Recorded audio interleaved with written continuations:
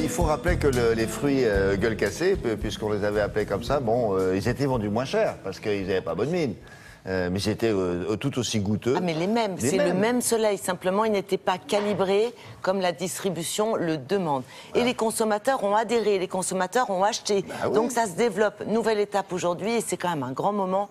Le premier produit issu de l'agroalimentaire. C'est-à-dire que maintenant, on va dans l'industriel. Et le tout premier produit qui va arriver en rayon là, en fin de semaine, sont les céréales du petit déjeuner.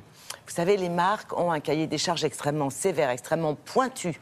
C'est-à-dire qu'une marque, et on les comprend, une marque n'apposera jamais son logo sur un paquet de céréales qui contient des produits qui ne sont pas pile poil conformes à ce que la marque a demandé. Oui, comme tous les autres.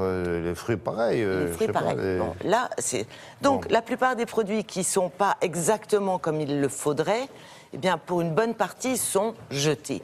Et aujourd'hui, eh bien, notamment grâce aux consommateurs qui ont cofinancé ce lancement, et grâce aux fabricants qui commencent à bien vouloir reconditionner ces produits et les mettre en magasin, ce sont des produits qui n'ont aucun problème sanitaire. Il s'agit simplement d'un petit problème d'esthétique. Et donc, on ne peut pas donner un petit coup de bistouri sur le produit, eh bien, on l'achète moins cher. Regardez, le fabricant nous a reçus avec le cofondateur de ces fameuses gueules cassées.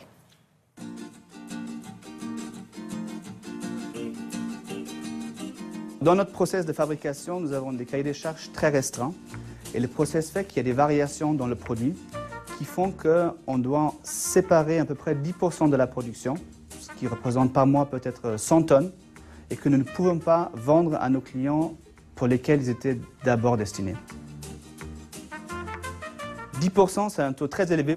Nous utilisons des matières premières naturelles. Et du coup, la farine n'a pas toujours la même texture, le cacao peut avoir de différentes couleurs.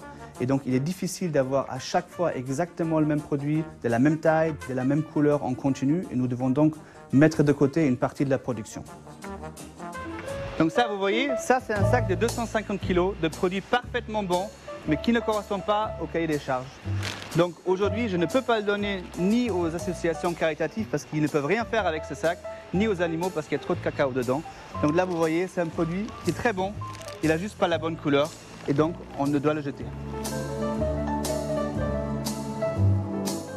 Grâce à ce projet, on va pouvoir sauver à peu près 600 000 étuis, ce qui représente 240 tonnes à l'année de produits qui vont être vendus et mangés qui aujourd'hui sont jetés.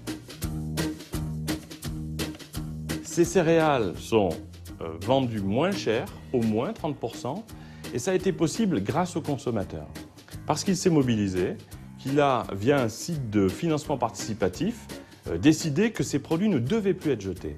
Il les a ramenés en rayon en finançant leur arrivée, leur packaging, et c'est la naissance finalement de la première marque anti-gaspi directement soutenue par les consommateurs.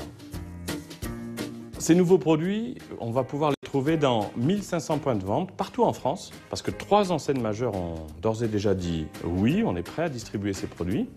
Et puis vous allez avoir de nouveaux produits dans les prochaines semaines, comme le camembert au lait cru, qui a des petits défauts mais qui est très très bon, les biscuits, des produits de la pêche.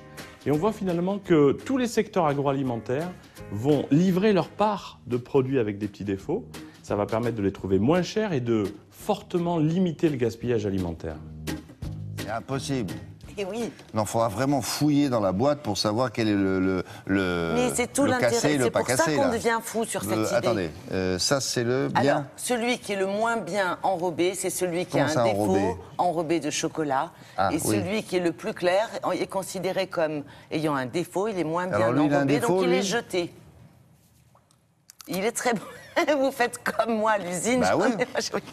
Et là, les autres, le petit, là, il est bien ou pas bien? Le petit, il est bien, il est parfait. Quoi, il est bien calibré, il est bien rond? Il est nickel. Le deuxième, qu'est-ce qu'il a? Il est juste un petit peu trop gros. Ah bon? Voilà, donc il est déclassé, il est jeté aujourd'hui. Non mais il pinaille là, non? Il pinaille. Alors du coup, le pas conforme, c'est-à-dire le trop gros, il est vendu combien de fois moins cher que celui-là? Alors, le prix d'une marque nationale, c'est environ 2,50 € le paquet, environ.